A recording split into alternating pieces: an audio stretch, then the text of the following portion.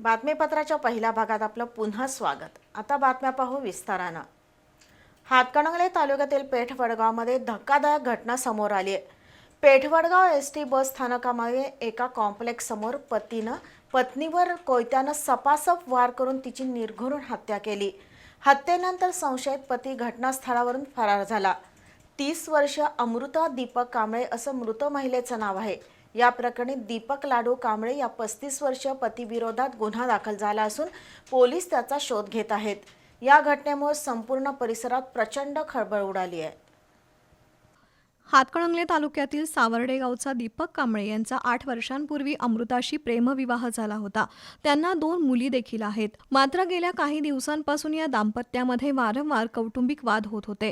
आज सायंकाळी 4 वाजता अमृता या एका वकिलाला भेटण्यासाठी पेठवडगाव एसटी स्टँड समोरील कॉम्प्लेक्समध्ये आल्या होत्या।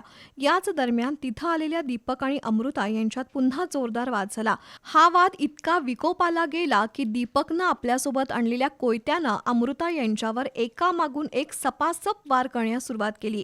यावेळी घटनास्थळी उपस्थित असलेल्या काही नागरिकांनी दीपकला अडवण्याचा प्रयत्न केला, मात्र दीपकनं त्यांनाही बाजूला करत अमृता यांच्यावर जीवघेणा हल्ला केला। या गंभीर हल्ल्यात अमृता यांचा जागीच मृत्यू झाला। या हल्ल्यापूर्वी दीपकनं आज माझा तर शेवट नाही तर तुझा तर शेवट अशा आशयाचा स्टेटस मोबाईलवर ठेवल्याचं समोर आलंय। त्याची पेठवडगाव आणि परिसरात जोरदार चर्चा सुरू आहे।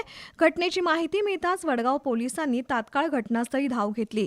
पोलिसांनी घटनास्थळाचा पंचनामा करून मृतदेह उत्तरीय तपासणीसाठी पाठवलाय, तर फरार दीपक कांबळे याचा शोध वडगाव पोलीस घेत आहेत।